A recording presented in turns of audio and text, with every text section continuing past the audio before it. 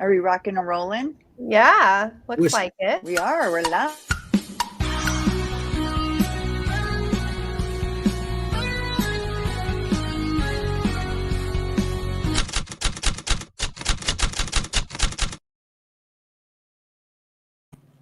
Hello, everybody. How you doing? Welcome to the Seekers Chronicles, Paranormal Historians. Hey, tonight tonight we have a great guest, like usual, and well, I just want to say hello to Kimberly, our ghost history medium. I have to say it right if he slapped you upside the head. Yes, the ghost And of course, medium. The famous Jenny Colucci. Famous. Oh my God.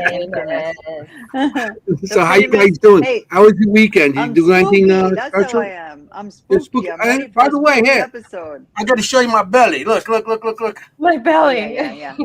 Gabagool. Look at my belly. My belly.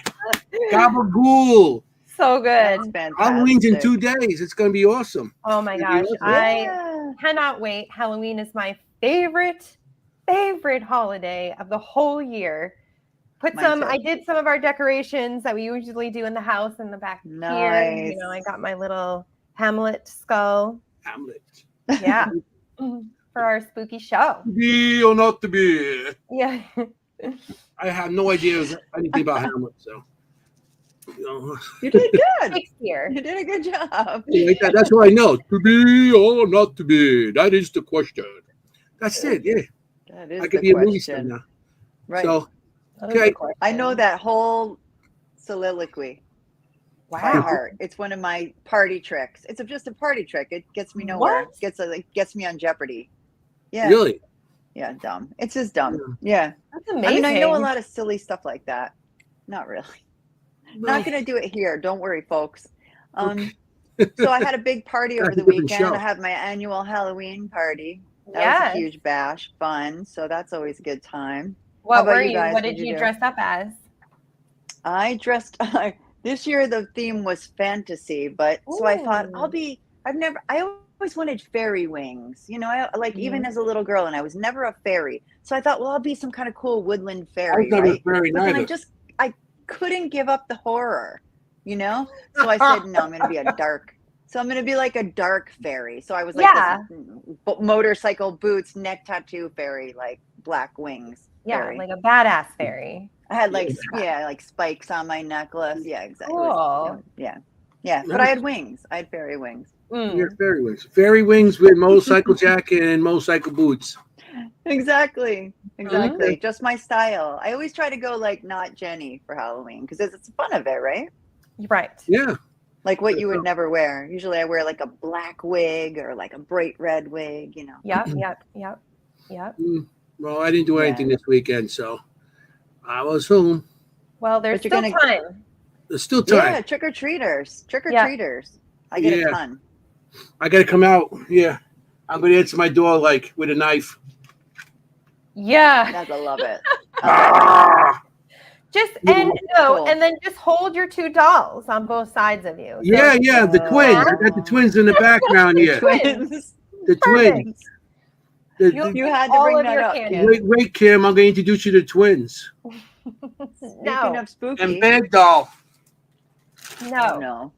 No, it's in a plastic bag. No, that's just wrong. Still, it's in the plastic. It's wrong. I don't want to get dirty. It's easy to clean that way when it's not dirty. Oh, God. The twins. We'll have to bring the twins on the show sometime. We will. Do you have names or just the twins? The twins. Well, I'll think of names eventually. Spooky enough. It's scary enough. It's not especially when I turn them on, they start going, mama. You guys see that? That's freaky. Then they look at you and you're like, what the hell? Are they really looking at me? No. It's crazy. No. All right. No. Pass.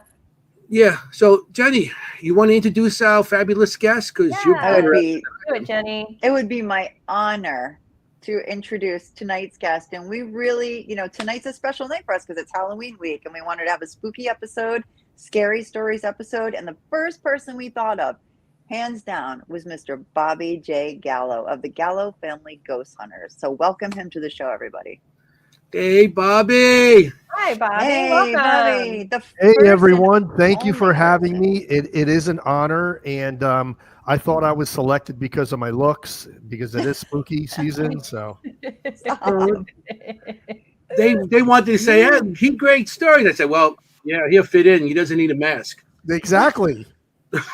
Look at me. Come on. I know all about these things. Oh my gosh. You know? So funny. No, you were the first and only person we thought of because Yes. who has more scary stories than you? Yeah. Yeah. You do. Yeah, I got a few. I mean, the reality is like, at least with my scary stories, they're real.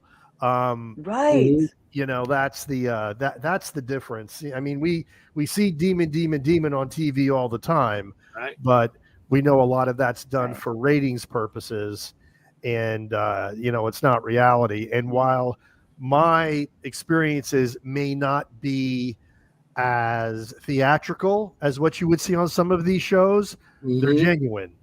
And sometimes you have to be in that situation to really feel the fear. But maybe tonight, some of it'll translate to the audience. Who knows? Yeah. That's what the show's all about. We're not here to tell fireside stories of some and make believe character. These are our experiences.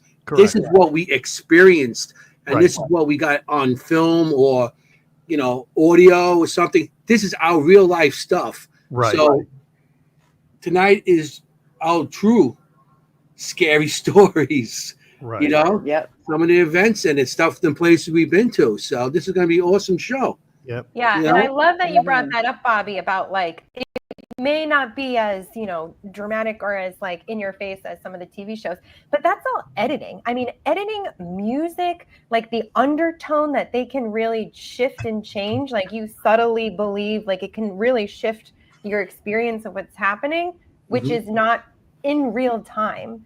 So I Right. love that what we're sharing tonight is actually Right. like real time, not edit. I mean, there's some editing, obviously. Yeah, a little bit. But yeah.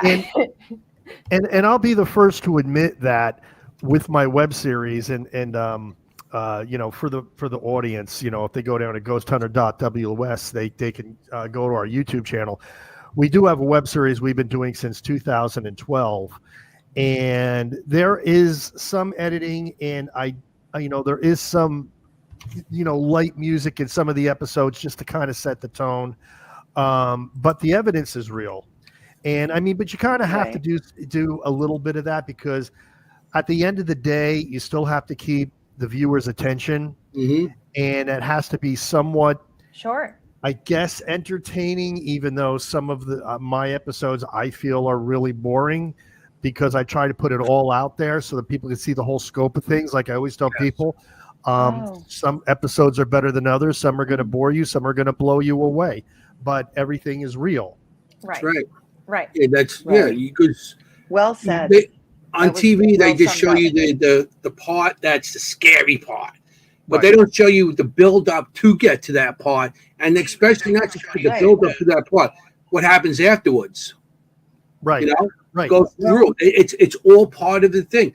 I know we have clips on just the evidence. Even I got some stuff tonight, this evidence, but there is a build up to that part, and then there's the afterwards after that clip. Like wow, you're trying to debunk yourself. I was like, wow, did I really get that? Right. The effect after that.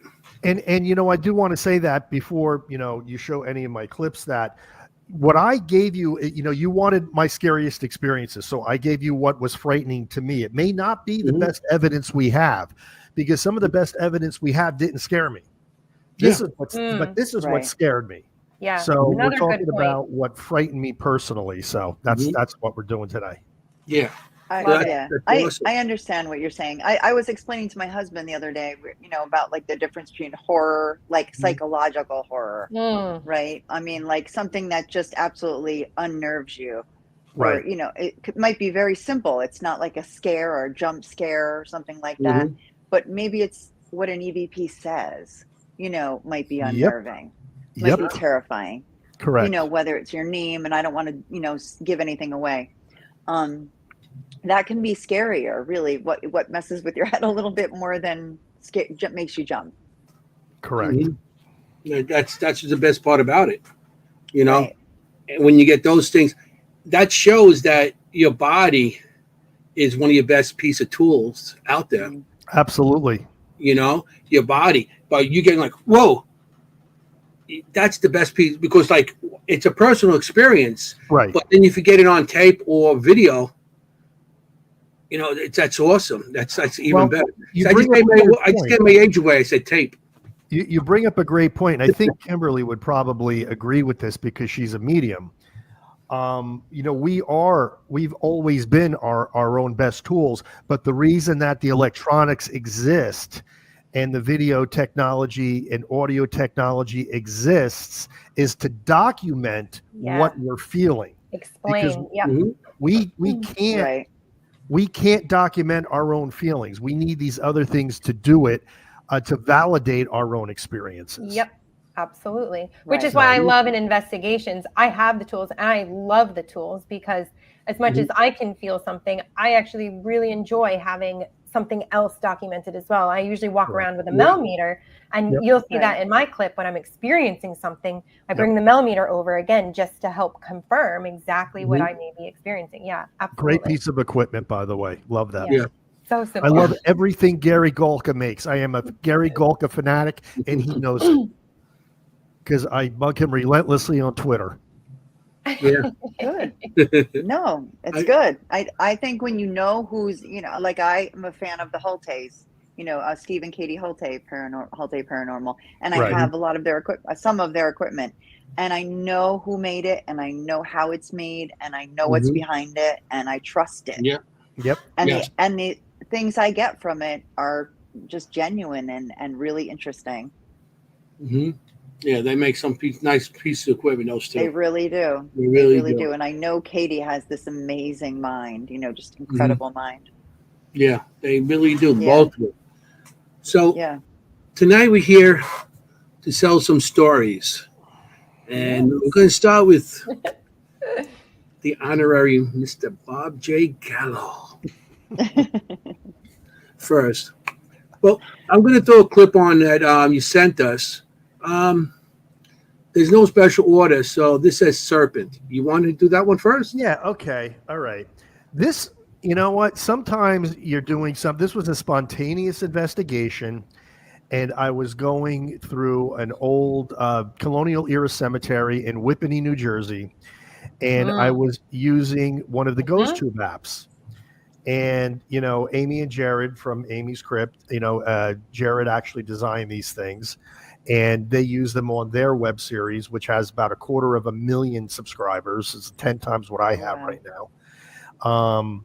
But it's an amazing app. It really is. And it's an ITC app. It's exactly what it is. But I wasn't really prepared for what the clip was actually going to say. Because as soon as it said what it said, I got a very foreboding feeling. And I correlated it to what it seems to be saying. So you just run it and you'll see. It's a little choppy, by the way. Yeah. Okay. Here he goes. And serpent.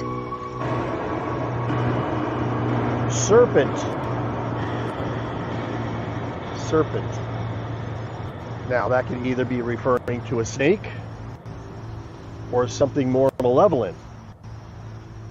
Serpent. Okay. I see you. You see me. You see me. Okay. I don't see you. Can you tell me what serpent meant? I'm a little concerned about that.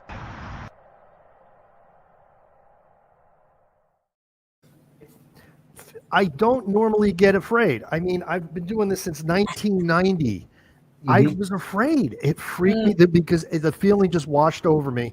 And when it said serpent and I see you, I immediately went to because I don't believe demons are everywhere, but that's the immediate thing that came to my mind. So it really did freak me out because serpent obviously can mean, you know, the demonic.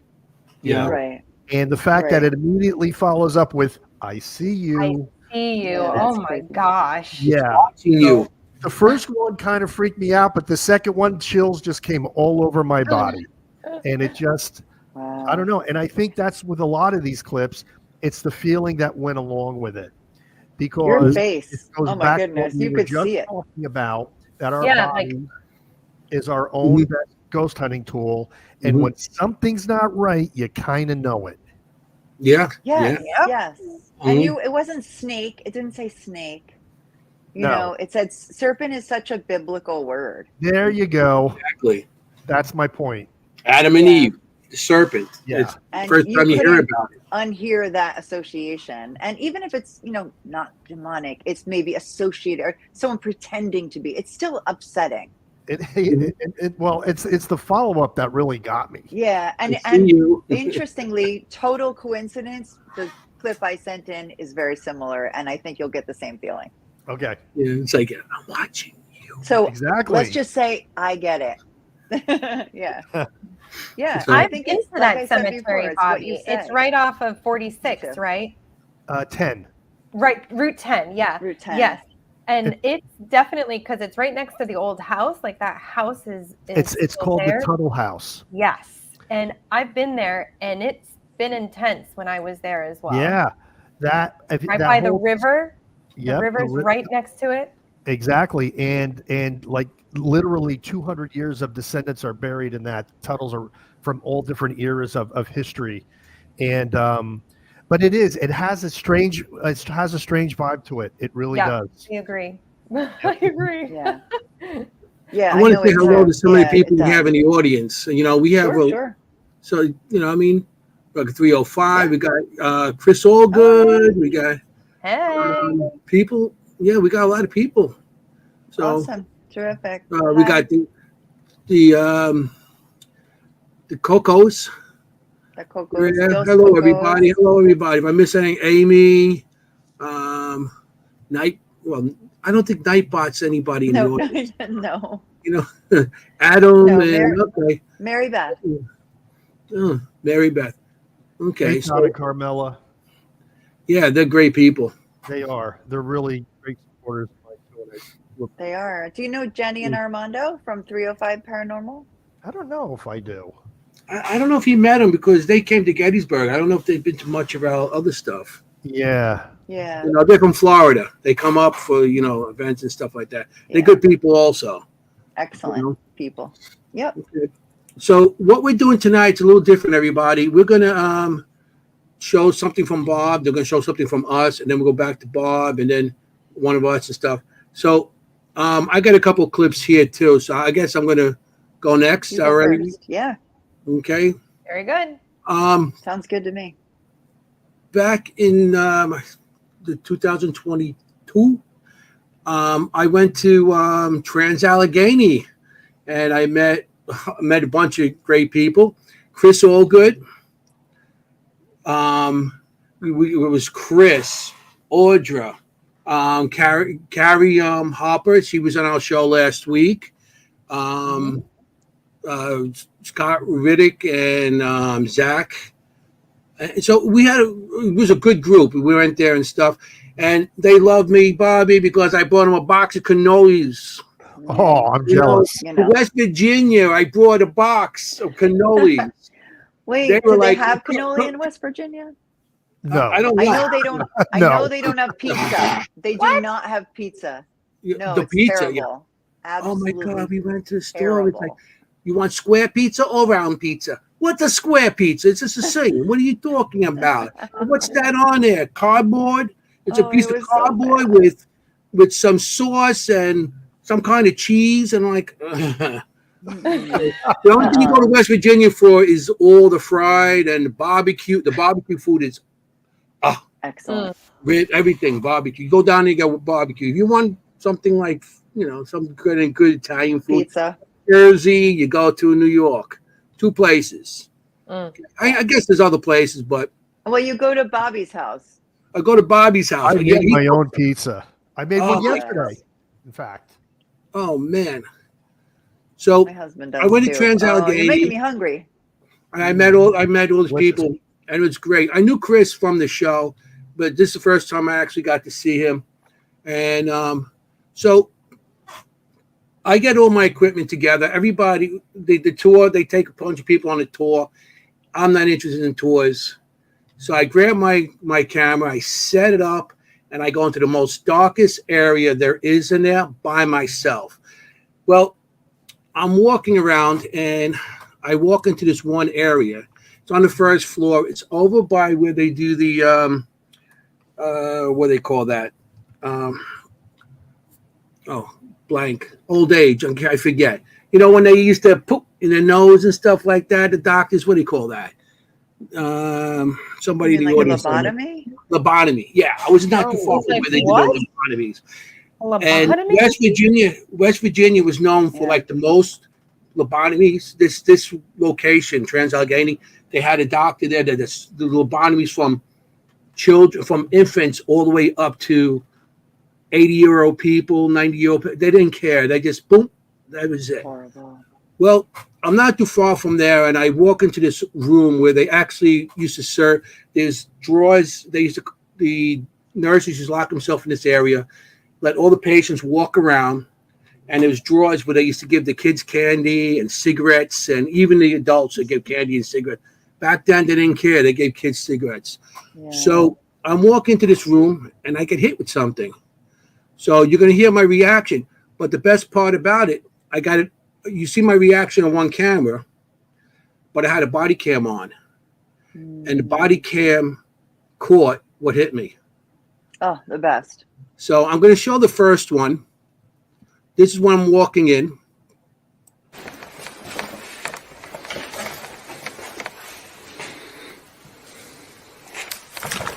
Oh!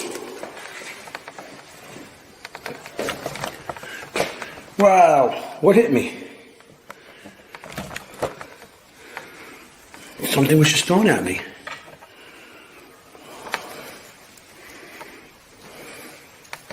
That's cool. Who did that? Who did that? Come on, you can tell me your name. I'm not mad. Something hit me. And you see how my reaction was. Absolutely. Yeah. Whoa. You know. Yeah. And that's, if you notice, I look up, I look down, I'm saying, who's there? And this, because I figured maybe something fell off the ceiling. And you got to do your own recon by yourself. I was there. I was in this area by myself. And it was pitch black. All I had was that 2-inch monitor, the 2-inch LED screen on my camera. That's night vision. That's the only vision. That's the only thing I could see. If I turned right or left, I could not see nothing. It was pitch black. Okay. So now I'm going to show what the body camera caught. Oh, cool. Yeah.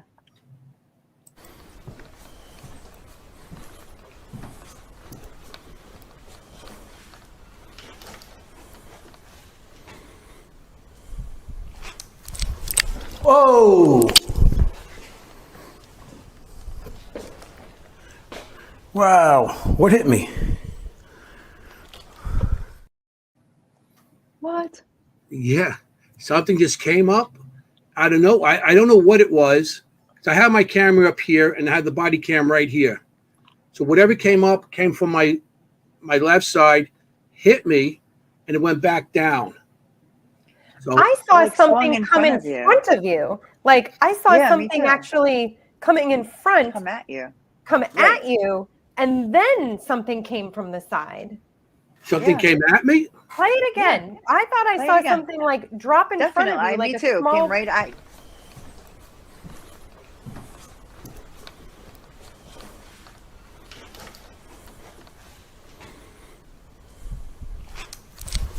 Whoa!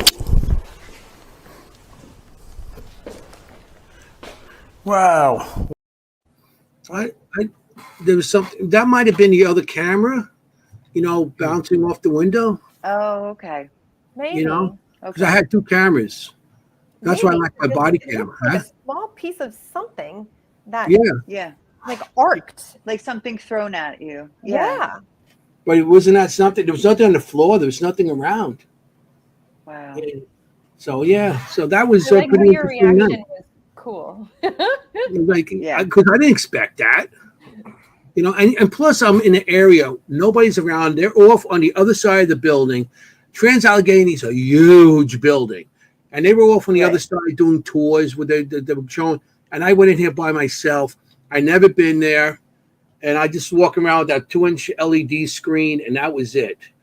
And that's I got more from this area because I had so much activity in this area by myself. It was wild.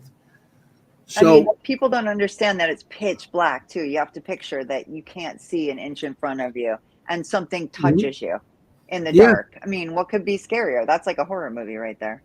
Mm-hmm. So Anthony, when that happened to you, what did you feel? Like, did you have any? I felt somebody like just going, like hit me here. No, I know. I understand the physical feeling, but like inside, did you get any like sensation, or like did you get any image, or did you feel anything? At that time, I don't know, because it happened so fast, and I was like more shocked that something hit me in the dark. And I was like, whoa, I wasn't afraid, because you hear me. That's cool, because I got to me, that's evidence. I got something, but I thought that was pretty cool. Still, Yeah. Bobby, what's this? Have you been touched? First of all. Oh, You've been touched. Absolutely. Okay. What's the scariest time that you've been touched, if you'd be willing to share? Scariest time that I have been touched. I've only been touched a few times, and none of the times I was really frightened about it. But we were in the basement of the Masonic Temple in Asheville, North Carolina. It was our first blackout investigation as a family. And we were in the furnace room, which was reputedly had a lot of activity in it. And I was asking for some kind of sign that something was there. And something just took their hands from my shoulder and just lightly brushed the fingers down to my elbow. Oh. Yeah. You could feel the fingers? You could feel the fingers. Yeah. You can feel fingers, right? Yeah. Sometimes it's careful what we ask for, right? Yeah. Well, that's the whole thing. You see, I try to get myself in a certain mindset in investigations that this is what I'm looking for. Mm-hmm. So if it happens, I'm not going to go running screaming, like a sissy. I'm gonna man up and gather the evidence, because that's my job. So, and I've been in that situation a lot of times, and I always steel myself, STEL, to get ready for that confrontation if it happens. Mm-hmm. Yeah. That's a great point, to be prepared like that. I think mentally prepared. Exactly. You got to be, because we're going to locations that you can be hit, touched, and everything. So when you go to these locations, like you said, you have to. I know you've been doing a long time. I've been doing a long time. So it's just like comes naturally to us now. You get hit or touched or whatever. We are so used to it now. Not used to it, but it's to us. It's part of our evidence or something there. Absolutely. That's part. Like I said, we use ourselves as tools also. Right.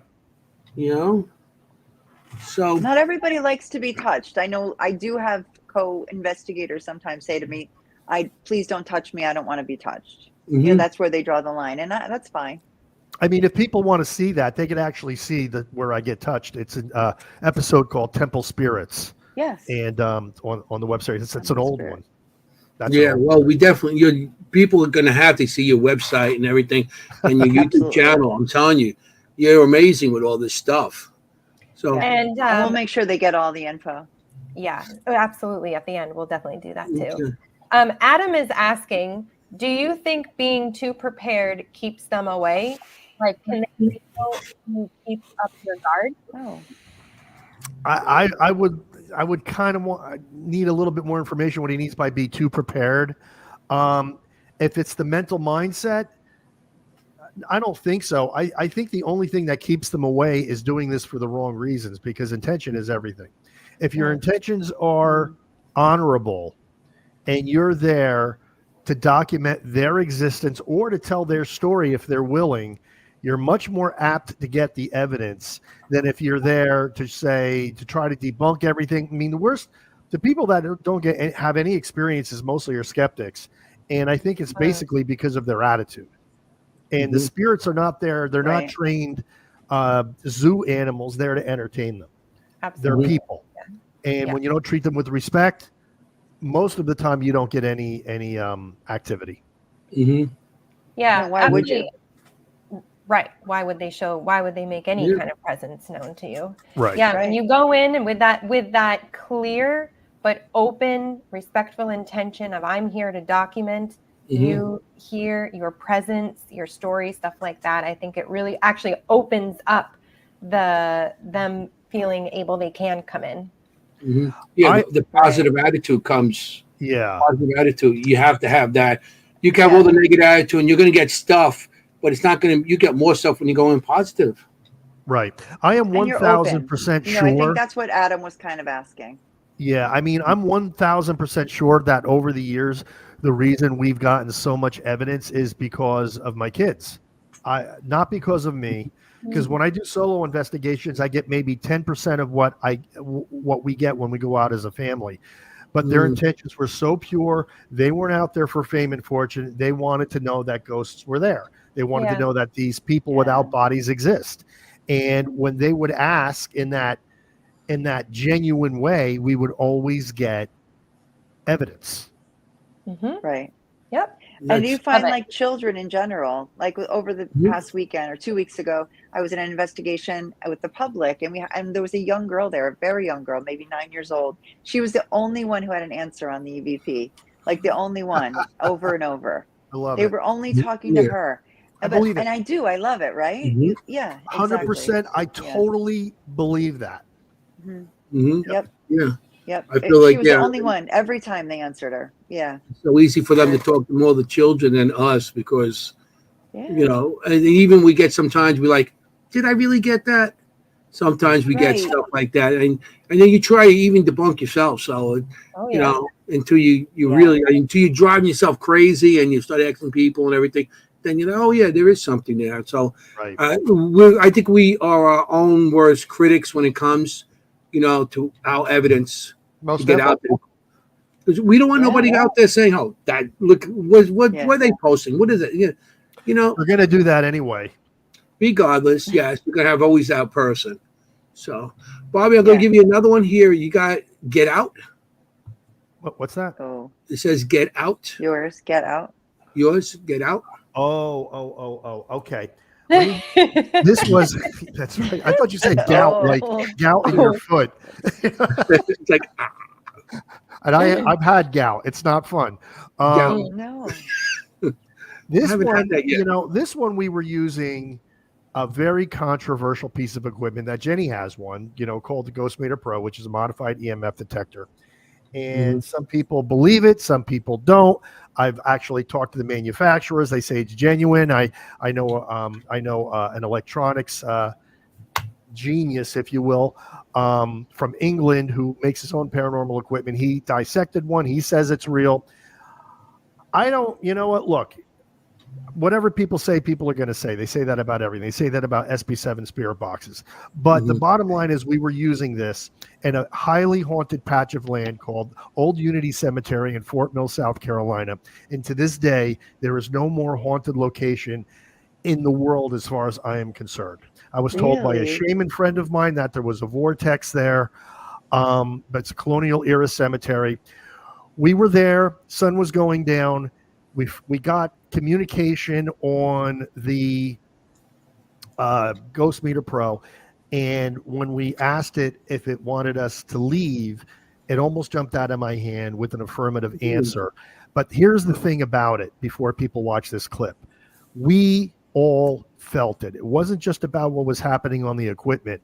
It was about that oppressive feeling that came over all four of us. We were terrified, and on the way home, you could hear a pin drop. And at the end of this, you're actually going to see Courtney run to her mother whimpering. She was so afraid. Wow. Okay, here we go. Let's do it. Use your energy. Once for yes, two for no. Yes. No. Nope. No. This is not Nancy. Are you the spirit of somebody who's buried here?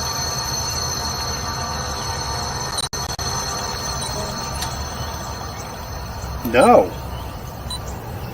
Are you a spirit just wandering through, or a spirit associated with anyone that is buried here? No. And that one emphatic no. Are you a good spirit? No. Should we leave?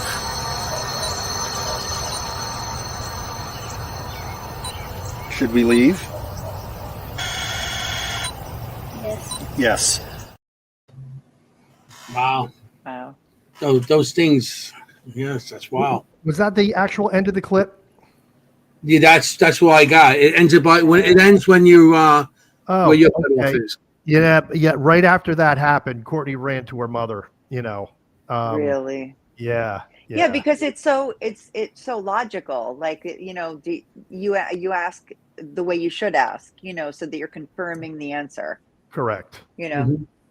You Yeah. ask, like, we always say, should we stay? Should we leave? You really get the, and if they're the same answer, you're not really getting a consistent answer. Right. So, Yeah. And we've corroborated answers from that with other evidence we've gotten, and maybe like historical facts that we did in post-investigation research, and it's always right. I mean, we very, very rarely does this thing give me a wrong answer.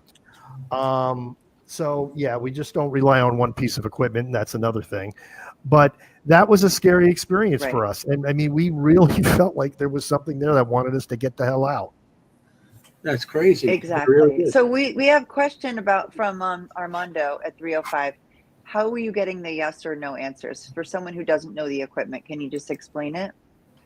Yeah, the GMP, which is not manufactured anymore, has a dialogue mode. No. And how it was explained to me is it also works as a regular EMF detector. There's certain modes on it that you can click to get certain functionality. And this wasn't the regular EMF detector mode. This was the dialogue mode. And the dialogue mode takes environmental EMF readings and translates it into a yes or no ping on the needle. That's basically what it does. Okay. Mm-hmm. It's not Armando, it's Jenny. I apologize. It's 305. Okay. You know why? Because his thing is Mr. 305 Paranormal, so I just took a glance and sorry, Jenny. Alternative Technologies is the company that makes it, and they make the regular ghost meter now, which is just an EMF detector. They actually don't make this anymore because people just came down on them too hard on it, and they just think it's not worth it. But they're very hard to. Anthony has one. I have one. Anthony, you know what? You need to start using it, and just tell me what your vibe is when you're using it. Yeah, I mean, I used it for years. We have, it was actually one of my teammates that passed. His wife gave me all his, Joe McCaffrey. She gave me some of his equipment. That happened to be part of it. And we were doing an investigation, I'm telling you, a yes or no question. And we were in somebody's house. It was a private location. And we had it on the counter in the kitchen. We're in the kitchen. And we actually had yes or no questions. All of a sudden, the thing flung in front of us across the counter. Was lighting up, going crazy. Absolutely. Hits the refrigerator, falls. The batteries go out, but we can't find the batteries. Like the batteries disappeared. Like they didn't want us to use it. It was crazy that night. But yeah. Wow. I have used it. And it makes also a static noise too? It does. That's when it's searching for an EMF pocket. And a lot of people go, well, if you just leave it on, eventually it's going to trigger. And the manufacturer said, well, yes, because it's searching for EMF and it's eventually going to find it. But I will tell you, we've had it on for an inordinate amount of time and it never triggered. So there's sometimes it doesn't trigger at all for us at all. Yeah. And then there's sometimes you put it on and in 5 seconds it triggers. But when that happens, there's always something really funky that happens with it. It starts making a weird noise. And it's usually because the area is very highly charged with Yeah. EMF. Those things. Okay. The piece of equipment. It's not a bad. It's an older piece of equipment. It's good piece. Right. I haven't used it because all the modern stuff came in, but I had it the other day at the that fair thing that we did. Yeah, I The saw it. bazaar. Mm-hmm. Yeah, and I'm Yeah, thinking Bob, about bringing we it saw it. back because we have got some. Because Tilly's Pierce house. We were in the Tilly Pierce house in Gettysburg, and at nighttime, and I had it on all the time. And about 3 o'clock in the morning, it just went crazy. Mm. And it was like, what's setting it off? It was nothing. But at 3 o'clock in the morning, we had a ball bounce against the wall in the bathroom. And it was supposed to be a kid playing ball again in the bathroom. So that was interesting how at 3 o'clock it went off at that time. But yes, that is a great piece of equipment. So, yeah, the static Kimberly, itself is creepy. I agree. It made the static noise It's a on creepy its own. noise. It is a creepy It's like noise. Right. kind of grating, right? It kind of is like, oh, Yeah. if I have Yeah. mine's packed right part now, of I'm it. take mine down and play it for you. But not. Yeah. Kimberly, you have a story to tell. I got some pictures from you from location. You want to do that? Sure, we can do the story, and then maybe later we'll do the other one. So, yeah, this is a story with pictures. Ooh. Okay. This is it's one of I those. don't have any Illustrated evidence story. of this, but this Okay. was one of my Kim, previous stories. I'm going to put the picture on. Yeah. Just tell me when you want to change it. Okay. Yeah, great. So this is Fort Stark in Newcastle, New Hampshire. It's on the coast of New Hampshire. I went to college at UNH in New Hampshire.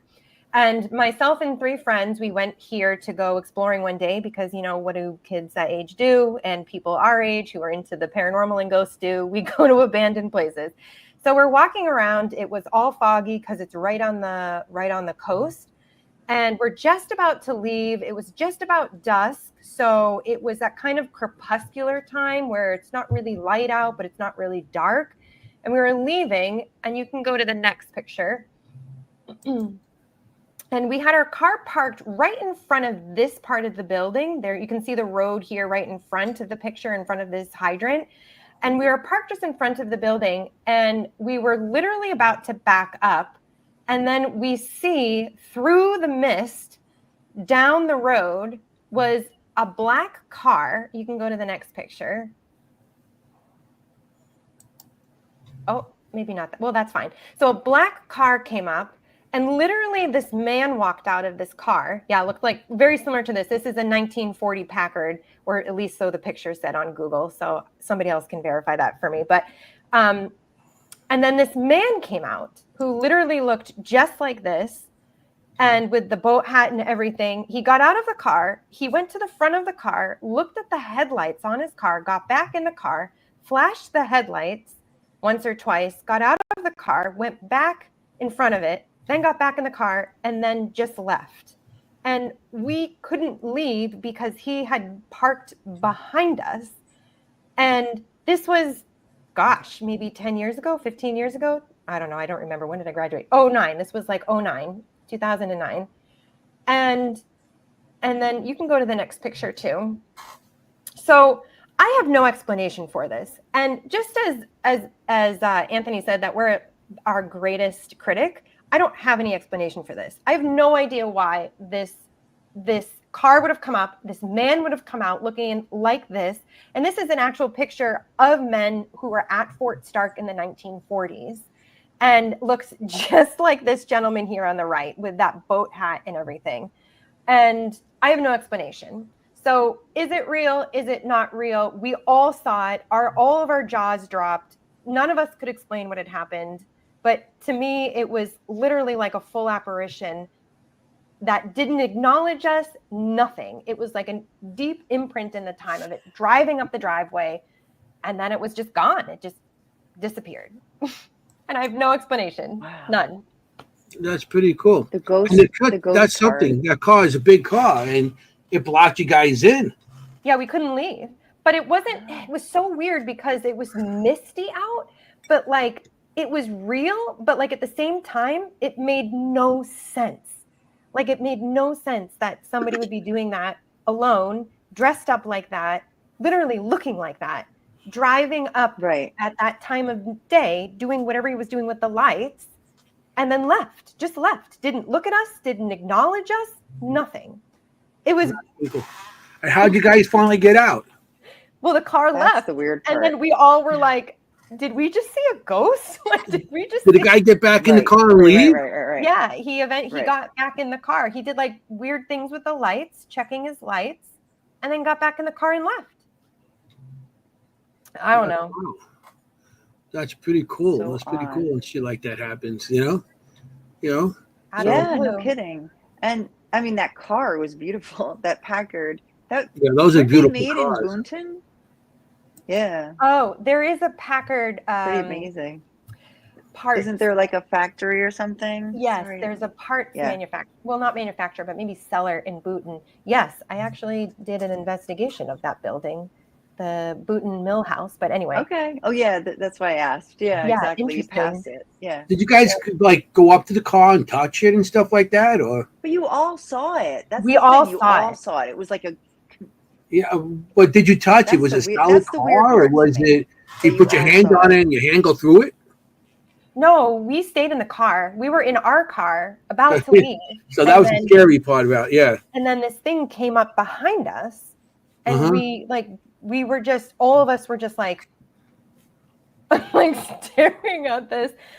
And I don't know if it was solid enough. It was so misty.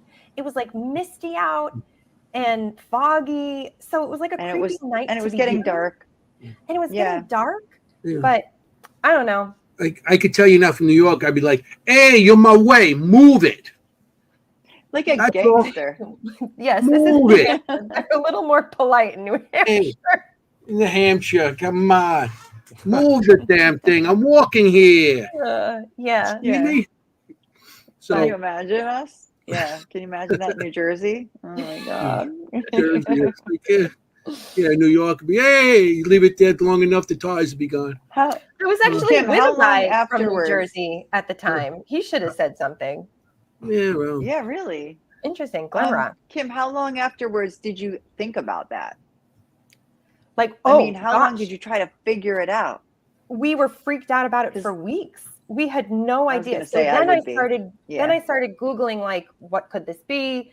Paranormal stories of Fort Stark, history, like stories of people seeing things at Fort Stark. And there's really, honestly, I couldn't really find that much. And to this day, I still can't really find that much. So I don't know. Maybe it's real. Maybe it was a real person. It's very possible. I just can't explain it at all. I can't place it. Right. I've read that the only that to qualify as like a ghost, right? You have to see it do something. You have to see a spirit do something that defies the laws of physics, right? So just because someone's wearing Victorian costume or dressed up like they're from the 50s, that's not good enough, kind of thing. It's almost like walking through a wall or disappearing or, doing something that a human being couldn't do is really like the threshold for some people. I'm not saying I agree. That's what I've read sometimes. Yeah. So, I actually saw someone dressed in like a fedora and a pinstripe suit in town once. And I was like, kind of thing. And I thought, I bet some people like out of the corner of their eye might think they saw a ghost, but they did not. Fedora is real. Fedora. Right. Well, just because someone's wearing Victorian costume doesn't mean that they're a ghost. So, Jenny, you have a clip here too. I'm going to play your clip. It's only like 15 seconds as well. Oh, this is what I wanted to tell Bobby. Okay, so the frightening thing I've ever heard was at the Betsy Ross house, right in Philadelphia, and I think I told you this. In my ear, I was standing alone in the hallway, and I heard, "I see you there," and I caught it on my body camera, which was so cool because I heard someone whisper, "I see you there," but just that "I see you there," like you said, "I see you." That's a terrifying thing to hear. It is. Like, because I don't see you, right? Like, I don't see you.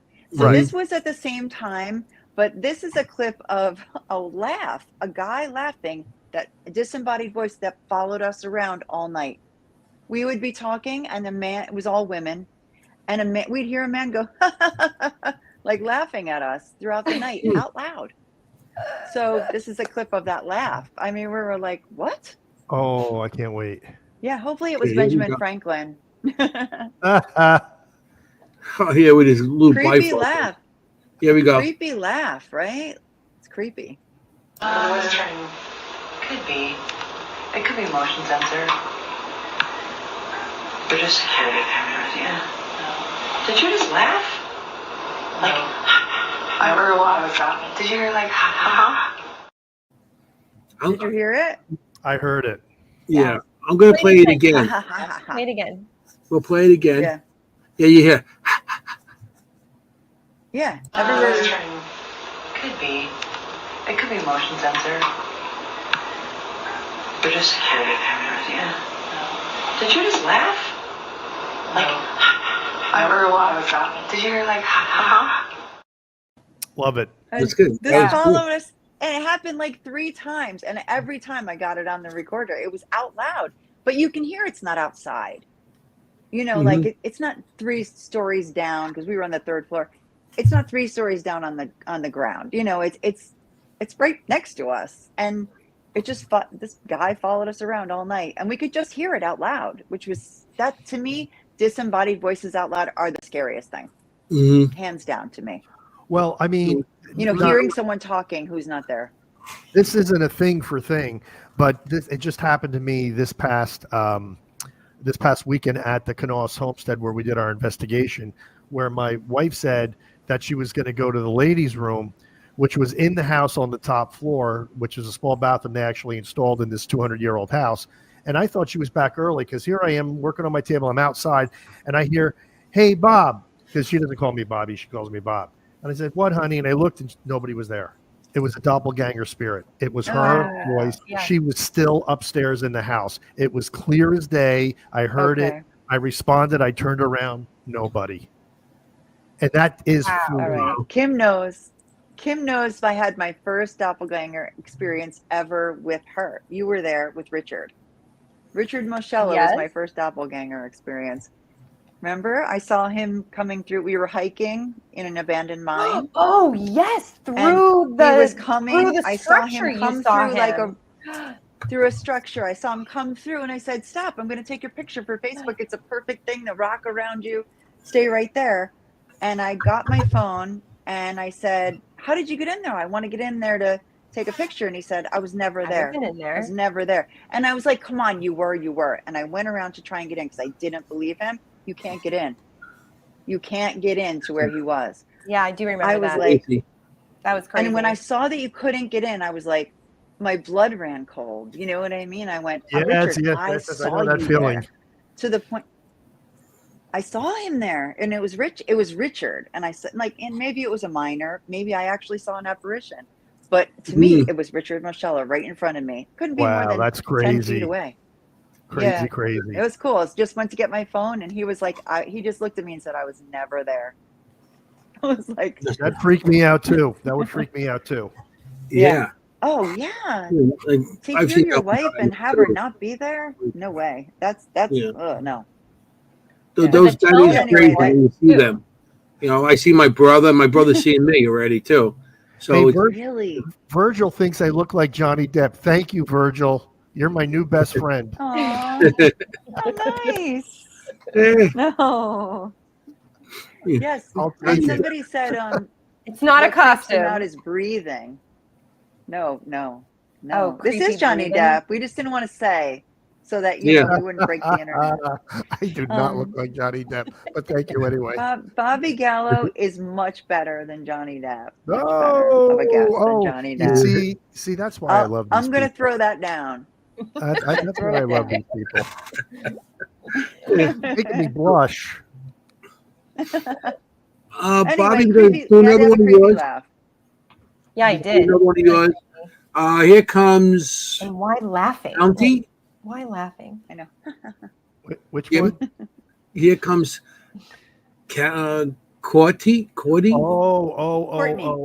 All right. Well, that says Courtney? Okay. This one freaked me out in post-investigation.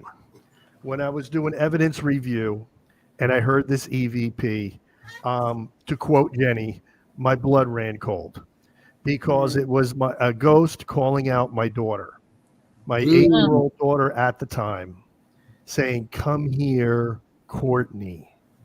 It's very clear. You're going to hear it's very clear.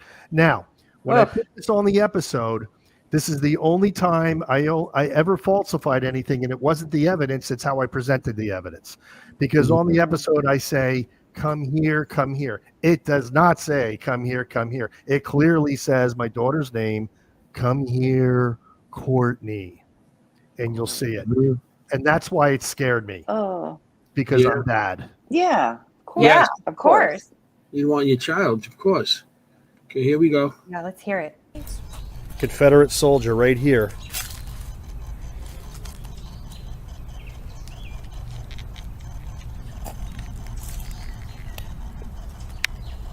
All right, if you're here, talk to us. You can talk to us.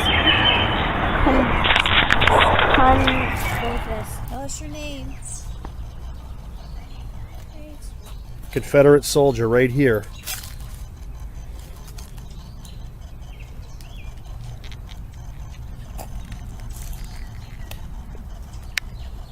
All right, if you're here, talk to us. You can talk to us. Go with us. Tell us your name. Sometimes you have to hear the replay. Yeah, that's Yep. Courtney. You want to do it again? Yeah. Do it again. Okay. Yeah, let's. Confederate soldier right here.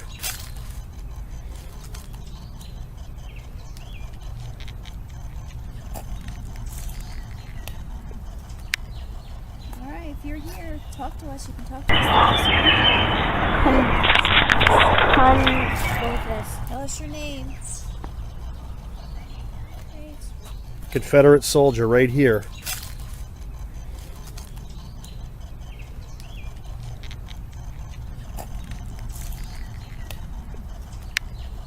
All right, if you're here, talk to us. You can talk to us.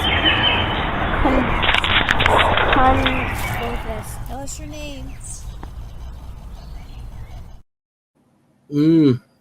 You can hear the E at the end. Yeah. Yep. You Come really here, can. Courtney. Yeah. Courtney. I hear the E. That's. I know when your child's involved and stuff. Oh wow. Ooh. Yeah. Oh yeah. I would have Yeah. had that. Oh, Yeah. This is about, look at Mary Beth. Not okay. No, it wasn't okay. Not, No, of course not not. okay. Yeah. Well said. And that, Okay. yeah. Like I No, said, and that's why Especially, this. Go ahead. I was going to say later, especially the way you heard it. Like you didn't hear it at the time. No, I didn't hear that at the because time. right there at the time, you're with her, you got her. But Right. you did hear it at the time. No, I did Oh, not. okay. I thought you said you were reviewing it late. Yeah, right. Okay. So you're reviewing, at the time you hear something, but you're right there with her, you got her, but then you hear it later. You're just listening in your headphones. No. That's exactly what happened. And this is a show it's like a about our surprise. scariest moments. That was literally one of my scariest moments Yeah. because Yes. you appropriately put it Yeah. when you said your my blood ran cold. I was like, oh no. Right. I'm like, I'm happy I terror. caught an EVP. I'm not happy I caught this one. Yeah. Mhm. Have you been back there? Have you been back to that cemetery? No. In fact, it's very funny because on a lot of our episodes, we have so many people watching them that I get emails and texts and messages all the time of people that have gone there and have had experiences, all different places. I had one woman who got back to me about Laurelwood Cemetery in Rock Hill, North Carolina, where that was from, who said that place is heavily negative, and she had horrible experiences there. So Really? we did an extensive investigation there, but we have not been back. And yes, some of it was a little freaky there, to be honest.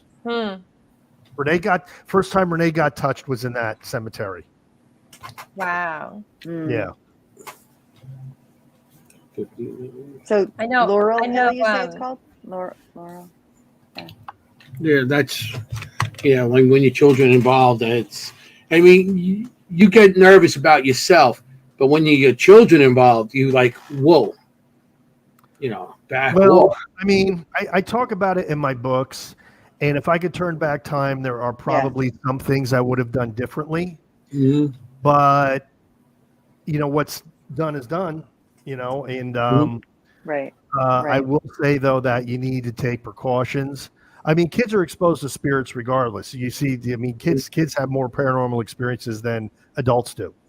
Yes. You can't shield them from it, No. but you do have to take as many precautions as you can if you do take them on a paranormal investigation. Like I said, I talk about it in my books extensively because I've been attacked for it a lot.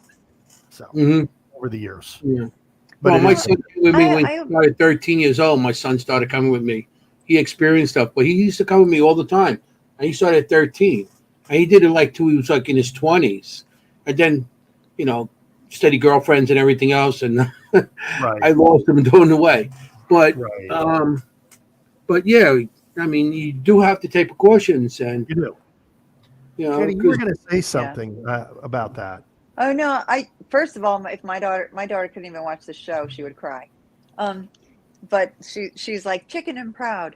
She's the opposite of me, like terrified of everything, her own shadow. But I was going to say in your books and in your videos, like what I really see, especially in your videos, is your children are comfortable. Like they are, you can see that they know they have the power. This is how I feel about it when I watch your videos. Going to say the exact same thing. Yeah. Right? You sense that your kids feel like they're in control. They were fearless. They're not right, but they also like power is the right word, right, Kim? Like they have the power. They have the power in that situation. And if they have a greater happy, they could walk away. Yeah, and a greater understanding of what they're experiencing, and the confidence for it. So honestly, providing children with that understanding early on, personally, I think would be more beneficial. And then all of a sudden having to be called to a teenager's house that's having poltergeist activity. Well, and you're like, oh, maybe we should have had that conversation sooner. I mean, honestly, looking at the positives of it, they've grown to be completely fearless because they learned early on that these things can't really hurt them. So, I mean, like my youngest daughter, Courtney, who was called out, she was 8 years old then. Right now she's in law school.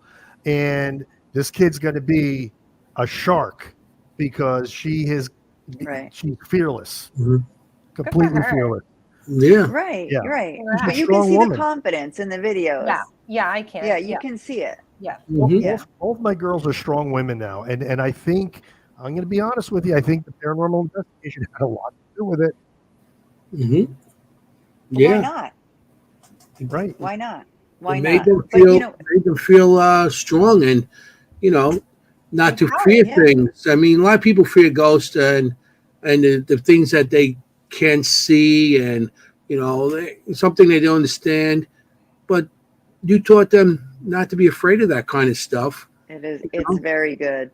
It's very good. And I can just see it in their faces. Like they don't have that look like, what's going to happen? No. You know, like that wide-eyed thing. They're more like, okay, I'm in control of this. You know, that one investigation that I played where the ghost, you know, essentially told us to get out of the cemetery was one of the few times Courtney ever got scared. And she said one other time in a haunted theater in Neckhong, New Jersey, the Palace Theater. She goes, I got scared there too. She goes, but normally she'd be off looking for a ghost, and you know, that's why I had to buy walkie-talkies. I says, honey, we need to stay in contact. You just can't go wandering off like this, you know, in a cemetery at midnight. Right. That's right. And she goes off by herself. That's, you know, that's right there. I didn't let her do that. She would just do it, you know. So I'd be like, don't do that. Stay near me. So that's awesome. It was not general fear. Them. You know. So good for them. I'm going to throw another one of mine on. Oh, Anthony! Yay. Okay, the Trans-Allegheny again. All the evidence I have. Trans-Allegheny is one of the most haunted places I ever been. That's where I'm playing a lot of evidence, and I got so much evidence there that weekend, and it was a great weekend. Like I said, Chris, Audra, Carrie, and all the other people. It was such a great weekend. But we are on the third floor, I believe, or the fourth floor. Well, we're about to go downstairs, and everybody's ahead of me. I'm the last one to go downstairs. You know, and I hear something rush up behind me, and I caught the sound behind me, and I turned the camera. Of course, there was nothing there. So this is what it sounds like. Hey. What'd you get? I heard footsteps. Oh, you hear that's the- cool. Can Did you do it hear again? that? Play it again. Yeah. Now it's Chris Yeah, do it Ogren again. in front of me. Use your energy. Wrong one. Oops. Oops. I'm trying to Bobby steal Gallo Bobby's ran up behind you. Yeah, Bobby Gallo ran up behind me. He scared Wasn't me. me. It was Bobby's feet. Bobby. Okay. That was Plus, us running out of the cemetery. it's like, yeah, you ran out of the cemetery and they threw you out of the cemetery, so you ran towards me. Man. Yeah, jumps Yeah. timelines and everything. Get out. Like, holy cow. Yeah, here we go. Hey, What'd you get? I heard footsteps. That was clear. Footsteps. That was like bang, bang, Yeah. bang, bang. And you could hear them going down the stairs in front of me. I was the only one on the floor at that time. Wow. So you could hear them going down the stairs, and you could hear the sound of them going downstairs. Nobody running, nobody, because we were really too tired at that time to really run downstairs. And Trans-Allegheny is so huge, and we were going around, and it was interesting because what was that? Wow. You know? Yeah, Anthony, I love you. You are my partner, but I know that wasn't you running. If you heard me falling He's down the like, stairs, oh, that hell probably no. be Put it this more of way, me. we love you. Hell no. And it sounded like something was rushing up, you. like rushing to. Yeah. Yeah. And then just stop, like their foot Yeah. just hit the ground, like stop right behind me. And that's how loud it Yeah. was and clear. Because I heard it, but I didn't know I got it on camera. Because sometimes you hear things, you don't get it on camera. So, Sure. so when I did the review and I was like, whoa, that's pretty cool. To me, it's cool. Yeah. A lot of people are like, oh my God, that's scary. No. At the moment, it No, gave me it- that jump, like, whoa, somebody. And that No, whole night I and was it's there. coming it up was the on you. Same thing. Same thing. I always had that, like, whoa type of thing. Not scared, but that Startled. startled type experience, Right. which that was pretty cool. I mean, I thought that was too cool. You know, That so- was so loud. It was so loud. And that's before you wear a body he now wears a body camera on his back as well. He wears one in the front, one in the back. Only reason I know this is because every investigation I make faces behind his back and like yeah, I'm walking down, I do a review and like hiding in the back. I'm like, So Well, you're the other asking thing for I it, wanted wearing a to camera say that way. about that clip, Anthony, is it was almost, this is a hospital, right? This was the hospital. Trans-Allegheny, yeah, it was a lunatic asylum. lunatic It asylum. sounds like the not flippers, but the slippers, like the backs of the slippers, like when you're running in slippers, like the backs of them right. slap down. That's Like something a true. patient would be wearing. Yeah, that's Yeah. exactly what it It sounded like. to me. did. Yeah, It it sounded did. like slap, slap, slap. Yeah, you're right. Here, play it Yeah. again. Play it again. Yeah. Yeah, I know. That was really good. Okay, makes you I played the right one without Bob running up on me. Bobby's very good. Hey, What'd you get? I heard footsteps. It does sound like that. 100%. Wow. Yeah, Especially it the does. last footstep. Yep. You could hear it Yeah. come back Yep. up on the Good floor. ear, Kim. Good ear. And if you Wow, wasn't terrifying. sneaking, you would hear like maybe a squeaking sound, but you Right. heard a slap sound. I heard it as like a slap. Yeah. Yeah, that was interesting. Good ear. Good ear. Because that was Kim. And- upstairs. There was a little administration section, and there was a section. That whole place is full of patients, and they have a section where they have the most violent women and the most violent men. There's sections there and stuff. They're so violent. Chris Olga pointed it out a couple of times, and when we were there, I'm like, oh, I didn't realize. The cells on the inside are metal, and there's dents in it. Steel doors. So that's how violent they were. They used to pounce the door. Who knows what they used to do? And it was dents on the inside of the doors after they close them. So Terrifying. that was a crazy section. But that interesting. I definitely want to go back there. That was cool. Yeah, I love that place. I'll be there May 2nd. We're going May 2nd next year. Awesome. Oh, wow. I don't know if Yeah. I will be able to go into that building. And Mary Beth was As a just saying in psychic, you might the have a audience, problem. she's not sure. Yeah. Yeah. I'll know real quick. It doesn't take me long to be like, no. I mean, Yeah. some sex, this place has a lot of history, and where you read, this might be an overload for you, because anywhere you go in this place, I mean, it's like so many stairs and elevators. No elevators working, but there was so much violence there. A nurse fell down the stairs somewhere in the building, and they didn't find her 3 days later. She was dead at the bottom of the stairs in one of the back hallways. So that's some kind of stuff happens there. Right. So, Kim, have you been to Penhurst? It's not nowhere near as big. It's like a city, Trans-Allegheny, but like, have you been to Penhurst? No. yeah, Okay. I did. Is it because you don't want to go? No, I would Okay. go. No, I would go to any place, and then I will know very quickly if it is a place for me to be at or not. Which I've been to. Oh gosh, what is that? The prison in PA in Philadelphia. Oh, the Eastern State? one in Eastern State. Yes, so I've been there, touched there. Didn't really have much, but I've been. There's something about asylums though. They're It's dark. very very tough. Yeah. Very tough. A lot of Very bad. tough. Yeah. A lot of dark energy there. Yeah. A lot of dark energy. Not anybody's really fault. It's just the conglomeration of it all. Like it's not just one person. It's a lot. So Yeah, and it's generations and years behind it. So you could have, if the place is open 100 years, you could have 100 years of different spirits from every generation, every decade. You know what I mean? Every, so yeah. Because I do kind of experience some of good that and bad. Like, thought forms, like big energy thought forms that just kind of like encompass the whole place. So, but anyway. Yes. So I'm going to play another one of yours, Mr. Gallo. It says Sprout. Oh. Sprout. Okay. Right. This was the number one time I'd say I was more afraid in this clip than any other time I've ever been investigating since 1990. Wow. And this was a small family-owned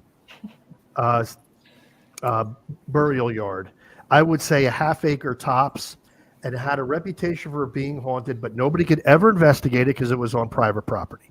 So I went up to the plantation house, big plantation house, knocked on the door. A stately woman comes to the door, and I introduced myself and pointed to my car and said, "Hey, that's my family in the car. And we're paranormal investigators. We'd really love to investigate your private burial plot that has that reputation. We promise we'll be respectful." And she was all about it. She gave me all these stories. It turned out that the person that they suspect was haunting the burial yard, his name was Thomas Sprott. He was a hero during the Revolutionary War. He fought beside King Hagler of the Catawba Indians against Lord Cornwallis on his march to Charlotte. And he just likes to hang out there. So I went to do a preliminary investigation first without the family. So I got there. It was in the middle of the woods. There was a little dirt path that would go to the woods. When I got there, I was using the Ghost Meter Pro, but it was in regular EMF mode. So it was basically functioning the same as a K2 or a tri-field. It was just on regular EMF mode.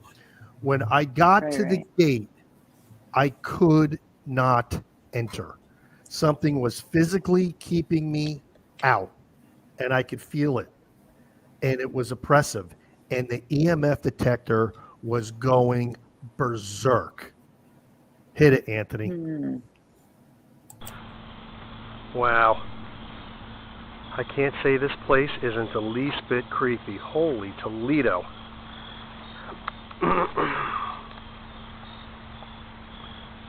Okay, we're going to get the Ghost Meter Pro out here. Wow. Oh my goodness me.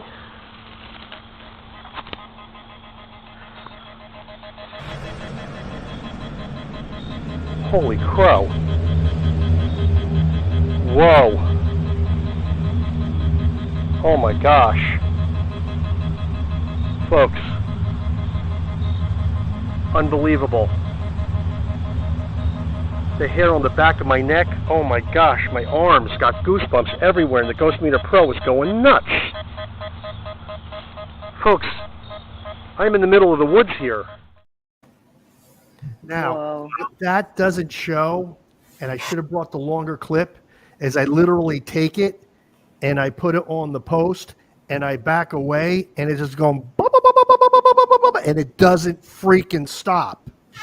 And then I take it, I shut it off. I come back later with Renee, and she has the dowsing rods. She opens up a communication with whatever it was, and I turn this thing on, go to the gate. Once again, it's going crazy, and it wasn't just going crazy at the gate, because some people say, well, it's the metal gate. No, I moved it way far away from the metal gate, still going. Renee asked the entity, she goes, we have permission from Alexis Spratt, because now it's pronounced Spratt. Back then it was Sprott. She said, your descendants, that we can enter respectfully. Will you allow us? And the dowsing rods say yes. And guess what happens? I have this on tape, by the way. Ghost Meter Pro stops. And I was able to go right wow. over. So that was the feeling I had, that there was a guardian spirit there that said, you are not, I don't know who you are. This is my resting place. You are not coming in. And I felt that with every fiber of my being. That was the number one time I was scared.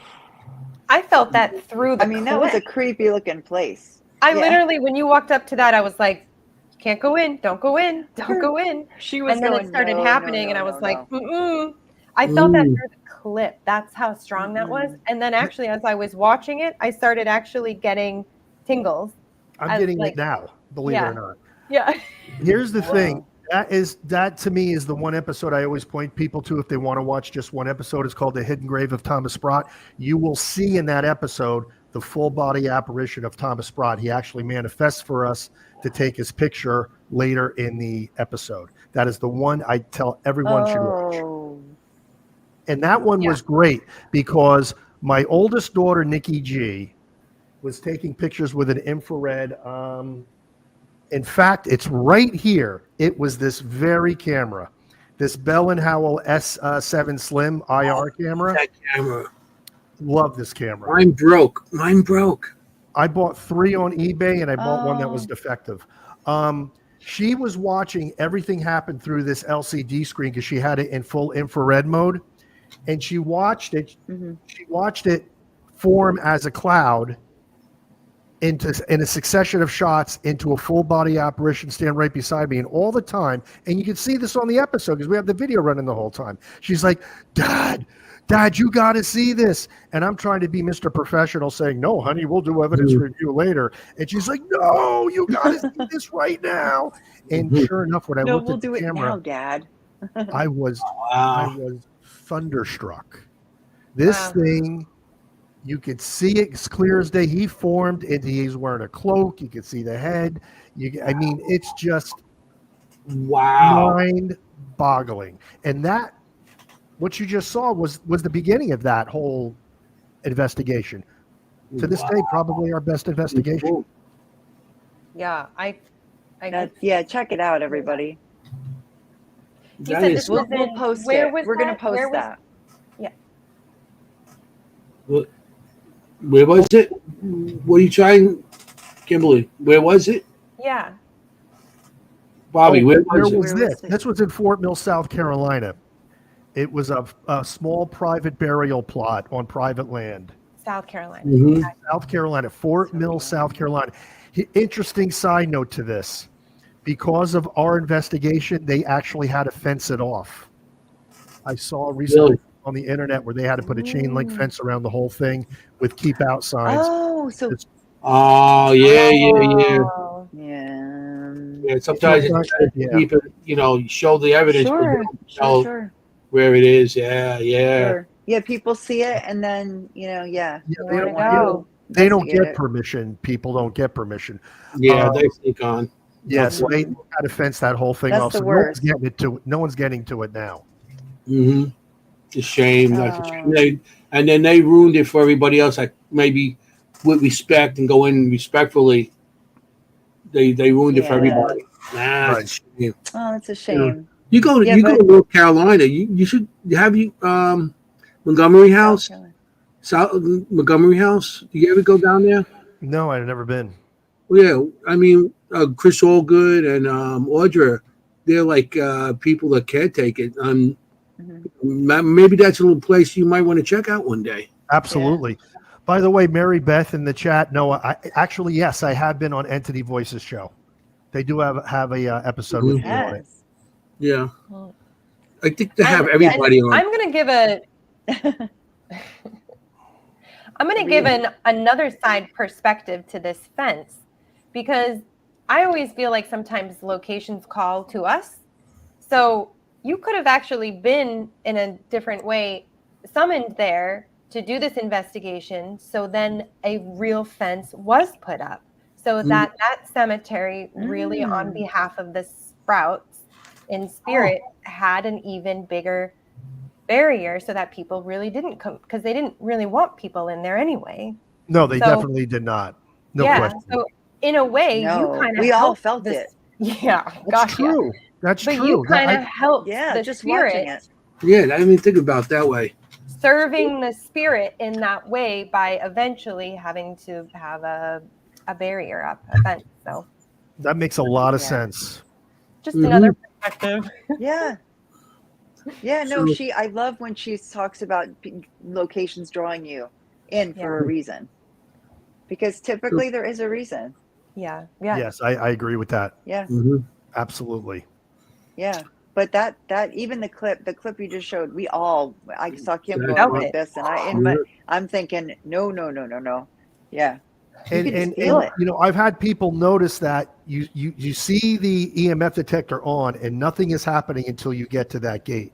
Yeah, as soon as you hit the gate, it just goes crazy. It goes crazy. It's like you crossed a border. Right, exactly. It's like beep, beep, beep. So we have another clip here from Kim. I'm going to play your thing from what's this from So this is a impromptu visit down to Basto Village in the Pine Barrens. I was just wandering around again, just doing some filming. Kyle was filming me there. We walked into the general store. Oh, the general store. Yes. This is the general. Oh, have you guys been there? Yes. Yep. Yeah. So this is in the general store. I wasn't really expecting anything, and then I ended up having an entity actually try and jump me, which is interesting, and I got scratched. So this is actually the footage of me getting scratched, and then feeling sensations and having EMFs on my back. I'm going to try to do this. This is the first time I'm sharing screen, so here we go. Okay. It's a little more thing.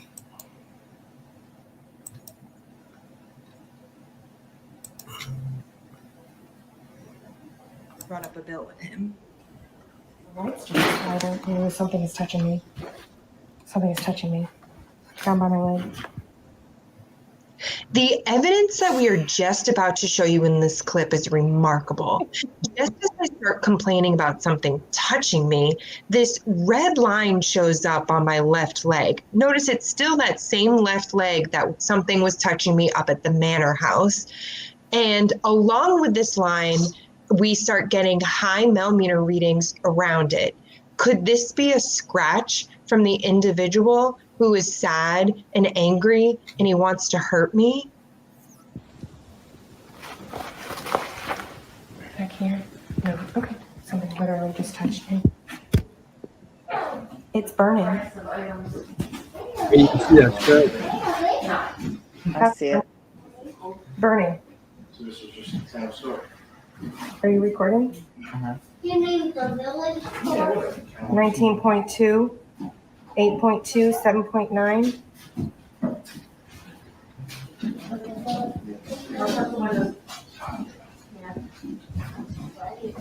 kind of going away too. 1.1. It is kind of going away. 1.6. 1.7.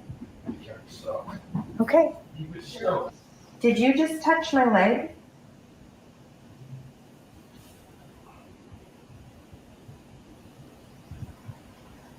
What is your name?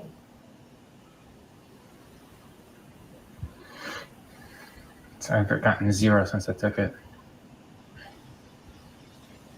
I know you are, I sensed anger and sadness in this location with you. 3.7, 3.4.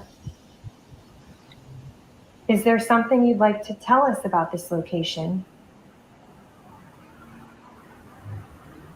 Injury.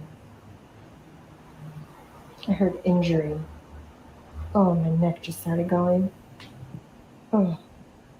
Are you trying to hurt me? 1.8. 3.5 on your neck. 4.5. Still you 1. Can't come in me. That I will not allow. Ooh, he's pissed. My leg just started freaking out. 4.6. You cannot come in me. I will not.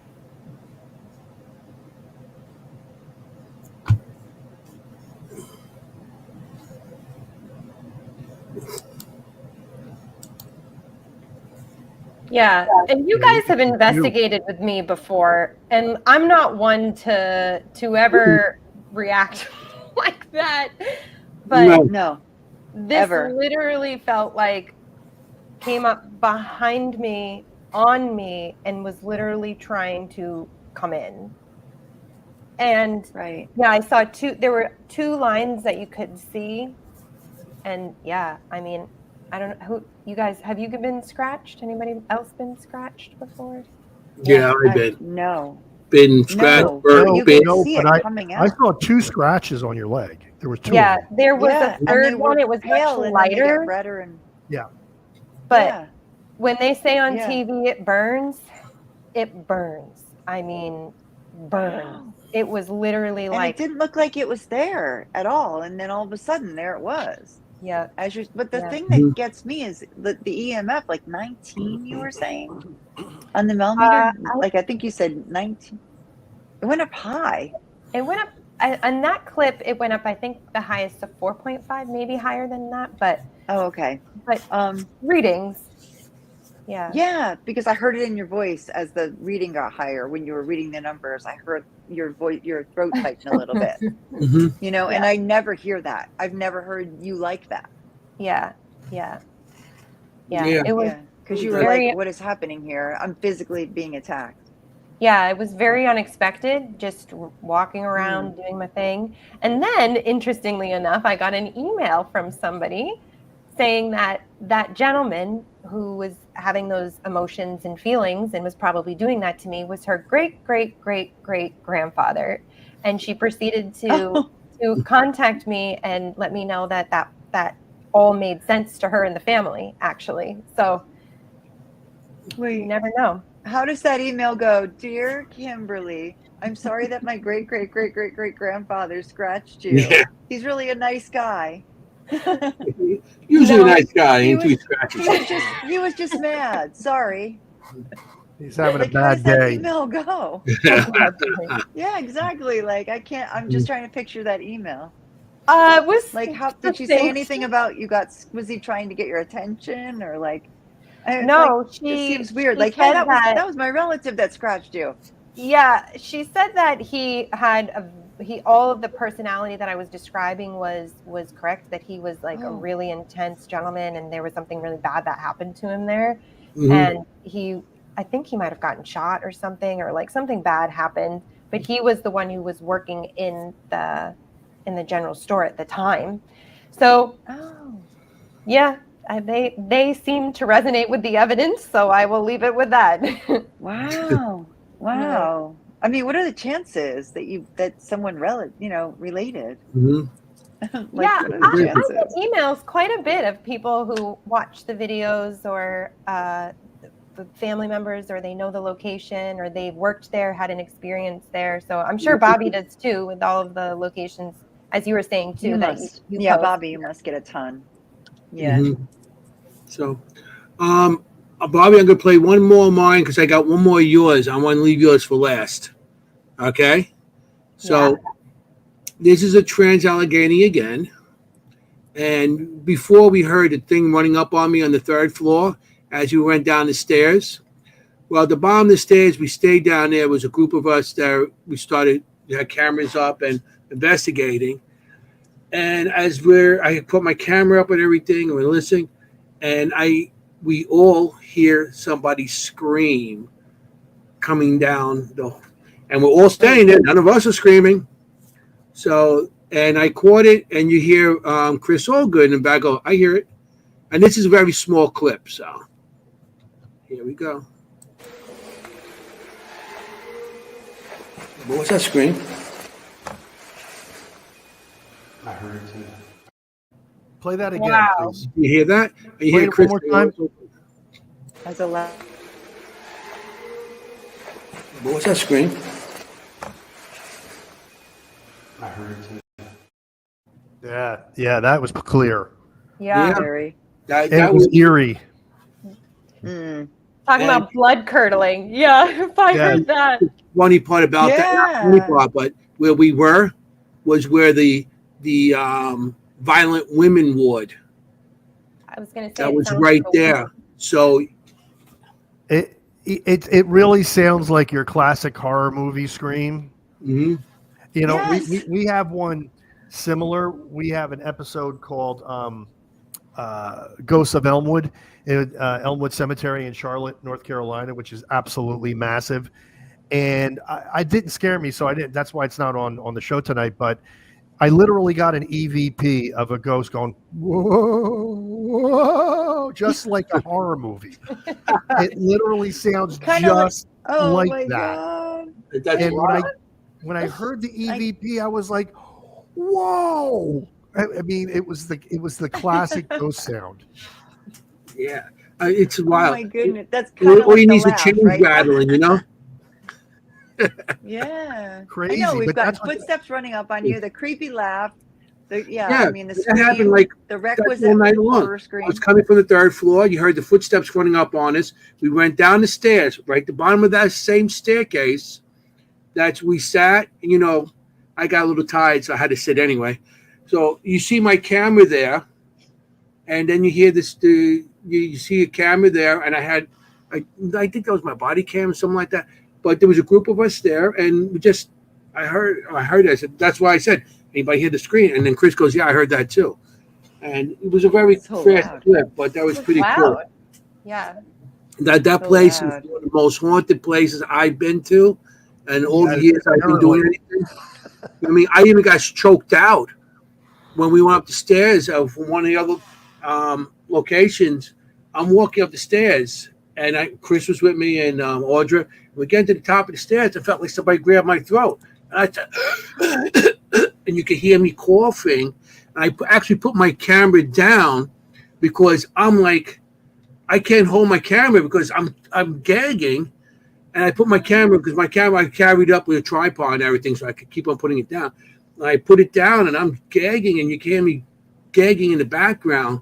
And they were doing the Esty session up there at the same time, and somebody said somebody goes, who's choking Anthony? And it came up on the thing, said, I am.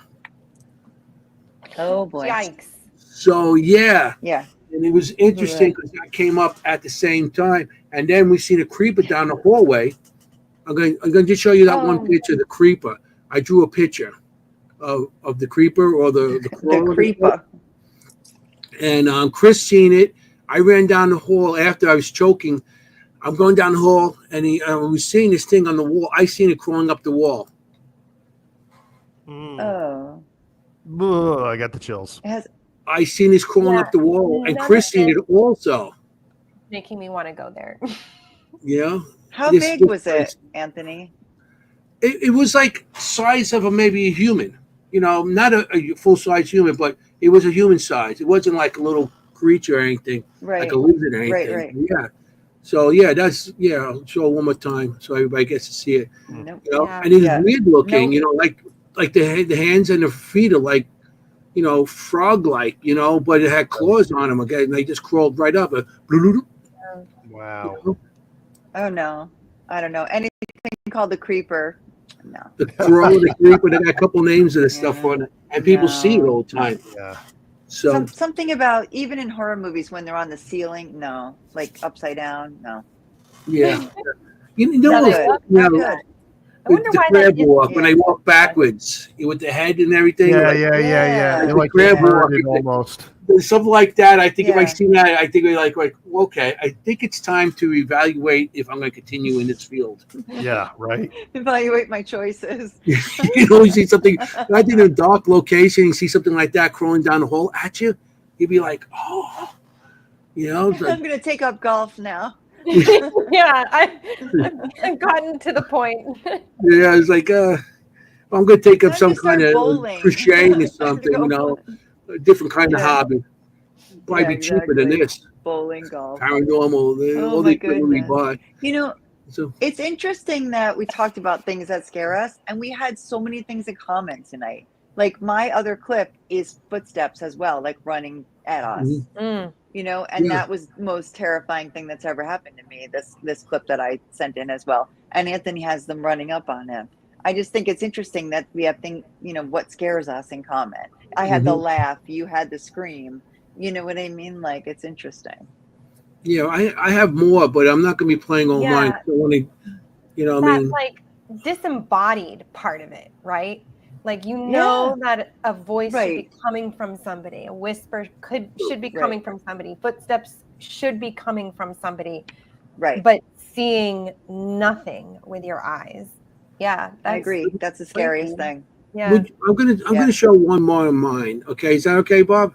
Of course, it's your show. Well, I don't. You got one more left, and I don't want to run out of time. This is we were on the first floor wandering out. I was with Chris and Audrey, and they were showing me around the first floor. And this section was like they had it for the I think the Civil War or the Revolutionary War. This place goes back when there were soldiers there, and there's a big kitchen area. We're in the kitchen area, and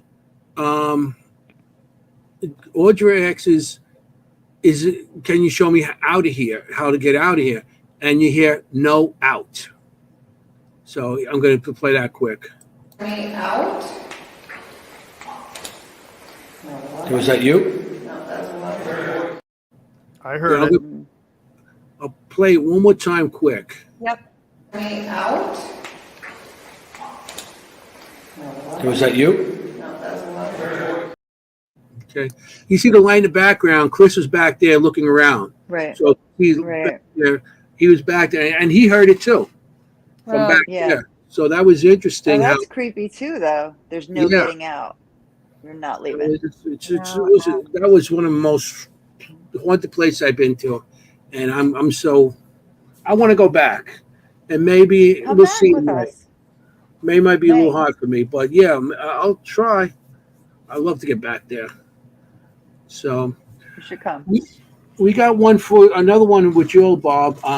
Gatekeeper. Yeah, I hate this clip. I hate this investigation, and I hate this place. And if you ask my family, this is the one place they will never go back to. What you're going to see is not evidence. You're going to see the reaction to evidence. And basically, and I'm going to tell you after the clip what I found out about this place, which is why I believe this all happened. But it was a Baptist cemetery. What could go wrong? And from the time we walked into it, something wanted us out. Our equipment was all being drained to the point where all we were using was our cell phone to film. And this is back in 2012, so it's not very good. Cell phones went that well. But what really made this one hit home is what happened to my oldest daughter. She kind of like went off on her own with an obelisk. And what happened was the spirit or whatever it was taunting her about a friend of hers that had just committed suicide. Oh, And you're going to see the reaction on this clip. okay. Go ahead. We're going to cue it up, and here we go.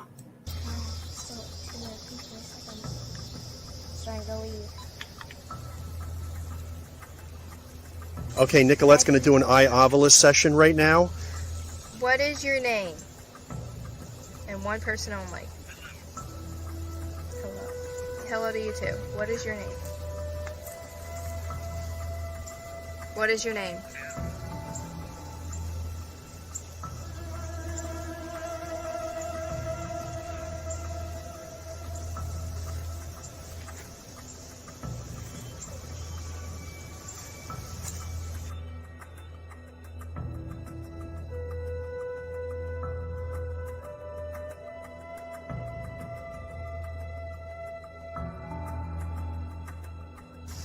I'm not getting... Battery low. Oh, that's why. Okay. We're good. We're done. Well, what just happened again, honey? Battery low on the recorder. Camera dead. Video camera dead. Cell phone's dying. Guess we can't take a hint. We need to go. Nicolette, anything interesting on the eye ovilus? Spitting out random words. Random words, really random. Yeah, that happens sometimes with those apps. What is your name, Jane? Really? Cool. That was so cool, Nick. What was that? The only one that I But came what out. else did she When say? I went away alone, when I told her I wasn't being videotaped, that's when she started answering straight questions. And what happened, Nick?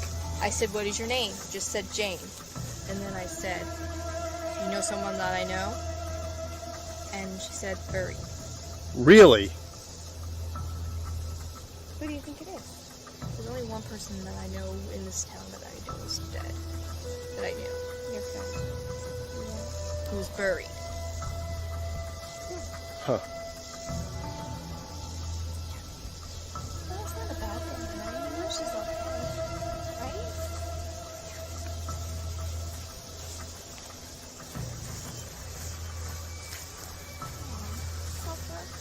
I know.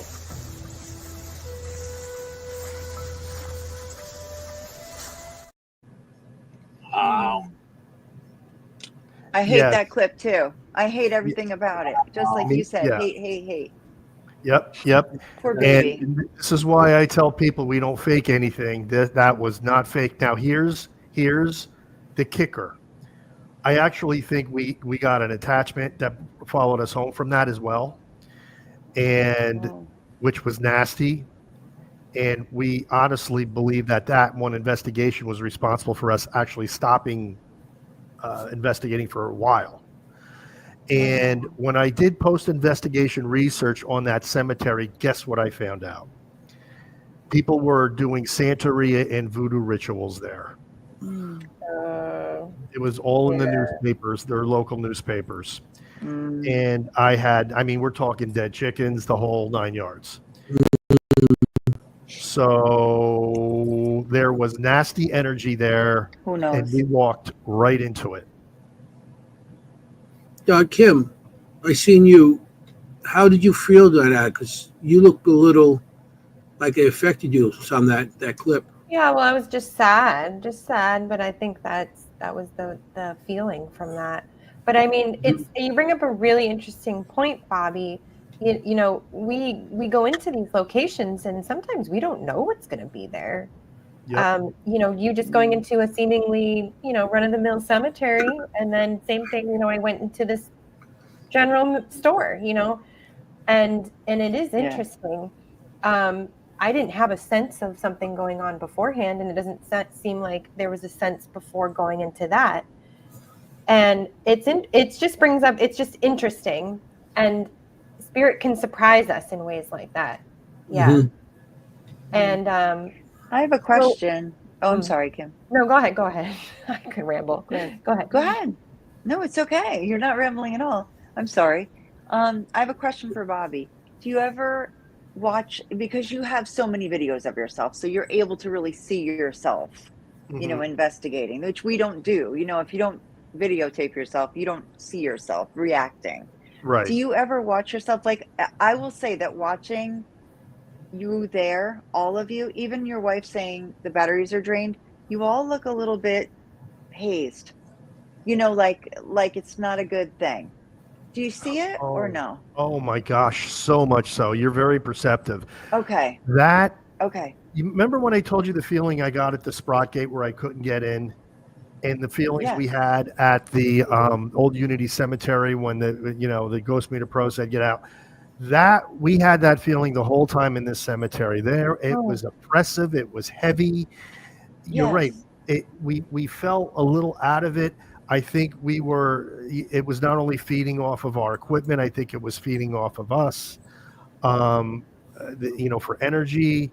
I really, for sure. And if you could watch that whole episode, there's a lot more to it. And it's just one thing after another that happens to us in that thing. And at the very end, we're just like, we just need to get out of here. Yeah. I think someone who doesn't know you might not recognize it, but I've met your wife twice, right? So I know her expression. Right. And if you're perceptive, you can look at her and you can just see a little bit of sunken. Oh, absolutely. Her. Yeah.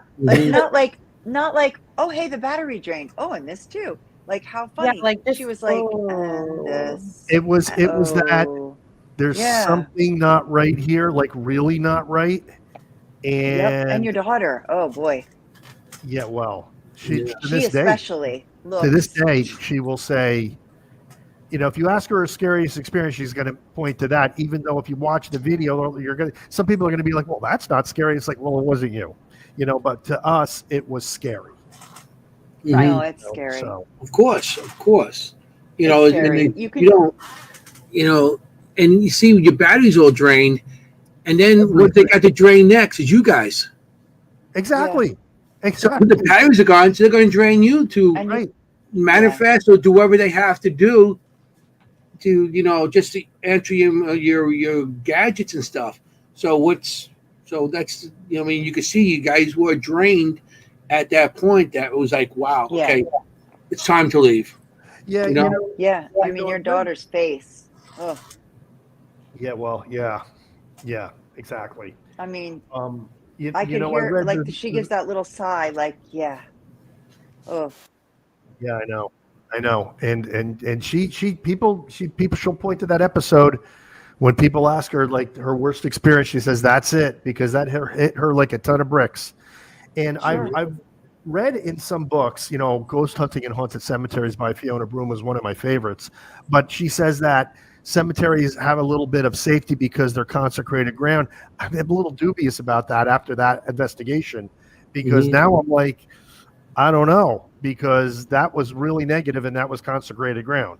So, well, they can write over that. So somebody can come in and write over that template. So yes, it is the original sacred ground, but somebody who comes in who's like super powerful or whatever, does like a lot of that kind of stuff, can write over that. Okay, well, there you go. Perfect. Really? There's my answer. Yeah. Okay. I mean, I grew up around cemeteries. I talk about it all the time, 9 cemeteries and stuff. But I did have an experience where I feel a spirit did save my life. I believe that. And it was back in the 70s. I was maybe about 10, 11 years old. And a group of us used to go up to the cemetery in where we are. And there was a lot of open fields. We used to play football, or, we used to do a lot of stuff in there. And we're coming home one day, and we're on the road, the main road going down. And it was, I was young, and there was a bunch of older guys there. And this yellow Volkswagen pulls up. And the guy comes in and goes, listen, can one of you guys get in the car and show me how to get out of here? And he's talking to me. And I'm like, no, I'm not, I hear and I see up by the graves, don't, danger, don't. I seen a spirit yelling at me up on the hill, like not like where we in the street. You have like the hill and this grave. Don't, danger, don't. And I'm hearing this in my head. Nobody else sees it except for me. And I'm like, I'm not going. No. So my friend Charlie says, I'll go. And the guy goes, If anybody goes, I'll give you $10. $10 back in the 70s, you know, Ooh. It was a lot. That was a lot of money. It was I'll take it today. You know what I mean? So the guy was trying to give us money. So he's like, I'll go. I said, no, you don't go. You're not going. I'm grabbing. I'm not. And the guy got pissed off. He left. A couple days later, in the paper, there's a kid missing from like on Jamaica Avenue, not too far from where we were. It was like the other side of the cemetery.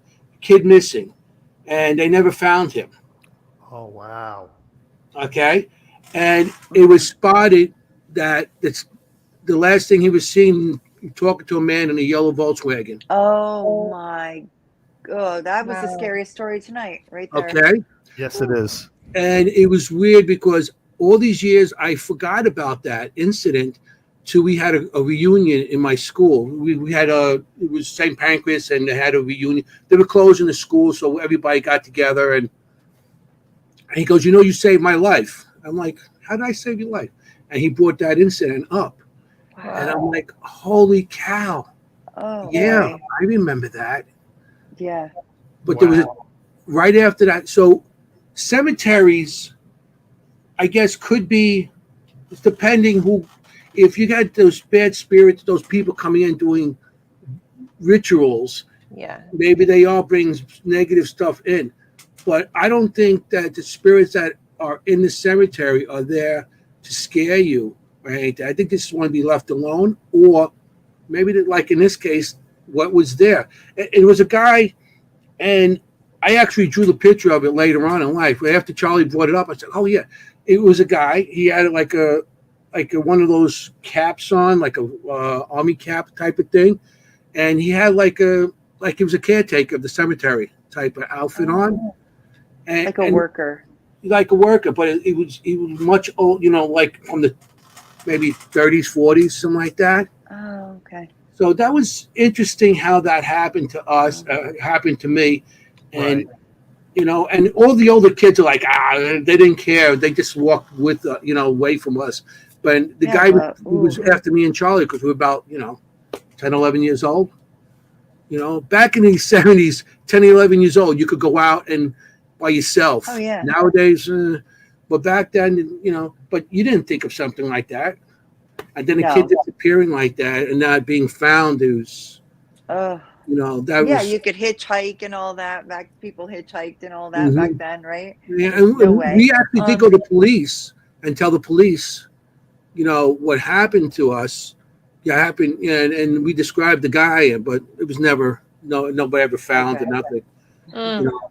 So I don't know if that was an ongoing thing or something. I wanted to bring up something that Mary Beth said in the comments because it is a really good point. Cemeteries are different than graveyards, and we know that, right? So a cemetery could just be general land, right? And anyone can be buried there no matter the religion. Graveyards are usually associated with a church that they're near. So speaking of consecrated land, maybe that has something to do with it. It was a really good point. I thought I would read it. That is a very good point. Mm-hmm. Yeah, I mean, really good point. I investigated in both, so graveyards and cemeteries, and sometimes I find graveyards have a little more activity than cemeteries. There you go. We may or may not have a cemetery episode coming up at some point. We will. Oh yeah. Stay tuned. So, Bobby, I want you to start promoting your stuff because I don't want to run out of time like we've been. Exactly. You know. Everybody in the audience, this is write down some of the stuff and we'll put it in it's going to be the easiest promotion ever because beneath my name you'll see www.ghosthunter.ws, and that's our link tree. And if you go there, it's all there. Our books are there because, you know, I have written 2 books on the paranormal, Family Spirits 1 and Family Spirits 2, which is basically you know, it's all of our investigations up to this point and what I know about the paranormal up to this point. And I think Jenny enjoyed them. So I did. Yeah, I know. Because I know you read them. And he signed it for me. Wow, very good. I brought it for you. If you could read the inscription, I have such terrible handwriting. But No, I did. I like. brought it in my bag all the way to White Hill Mansion. You did. It's so flattering. For you to sign it. But if you at ghosthunter.ws, not only my books but our YouTube page, and everybody, if you could just hop on there and subscribe, we'd appreciate it. As of right now, we have 27,158 subscribers. Wow. That's 7,000 more than this one. And yeah, awesome. it's growing. That's by incredible. It's growing by about 200 people a day. Whoa! Congratulations! Congratulations! And yeah. But I want you guys, everybody in the chat here, I want you guys on there because we're coming out with a cool new episode this Saturday called "The Hauntings of the." Canal. I'm sorry. I'm thinking Emmaus because that was the town that it was in. Hauntings of the Knaus Homestead, and basically it's a 200-year-old homestead that has been investigated very little, and we came up with some really great evidence of a 6-year-old girl who haunts the place named Elizabeth. Oh. And she interacted with us, and it's going to be on the episode. It was pretty cool. That's cool. When does it come out? This Saturday. Saturday. Okay. Yeah, everybody go on Saturday. Get on his page. Get on this Saturday and check it out. Hit the notification button. Yes. Yeah. Subscribe and hit the notification. And I put it in the chat as well. If you didn't have a pen, I put the. If you guys liked our show, hit some likes. I see a couple up there. That's good. Definitely. You know what I mean? We had Thank you. had a good show. Bob, you're such a great. Yeah, Paisan, Hey. We got the Paisan. We go the Paisan Paranormal. Yeah, Here we go. Paisan Paranormal. It's me, you, and Iacovetti. Yeah, me, you. Well, you got Rich Michella. Come on, he's a Michella. You guys throw all the Paisans in there. Oh well, you Michella and everybody. Well, yeah, come on, Jenny. You have an Italian last name, so you're allowed in. So you're allowed in. I'm honorary Italian. You're honorary. No, yeah, Bobby, I'm half Italian. That works. Are you? See, yes, I'm not Italian, so I guess you're in. You're in. From Naples. Yeah, that's where we hail from. Naples. Really? Mm-hmm. Beautiful. So. The Halloween episode couldn't have been better with you, Bobby Gallo. Yes, thank you. Like I said, you were the one and only person we thought of for this week, like immediately. Yes. Thank you.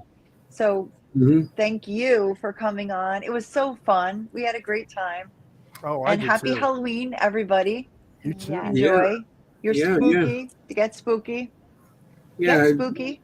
Go out there and enjoy yourselves this week. And eat candy. Well, that's all about candy. You go out and have your candy. Do some investigating in those cemeteries and graveyards, especially this time of year. The veil is thin. Yes. You go to a cemetery, show respect. Don't trample everybody's grave, and show some respect. Don't throw your garbage around. If you go to cemeteries and investigate, we're not saying not to, but show some respect. Absolutely. The people too. I mean, if you come to my grave and you do something stupid on it, I'm going to grab your ass and bring you right down into it. You don't mess around with somebody's resting place. So, right, it's someone's mom, dad, daughter, grandmother, family member. So you got to show respect. That's all it is. Show respect for everybody. And I just want to, we got a couple minutes, but I just want to say, okay, with all these locations that we go to and everything, we got to keep the history going. When we go to the locations, if they got donations to keep these locations going, because a lot of them can't keep it going the way things are nowadays. And so try to, if you could donate something to them. And I want to say, you guys stay safe out there. And if you're going to go ghost hunting, okay, you want to be safe and you want to look for ghosts. You don't want to be a ghost. I want to say good night. Thank you, everybody. Okay. We're just going to play this last thing, and good night.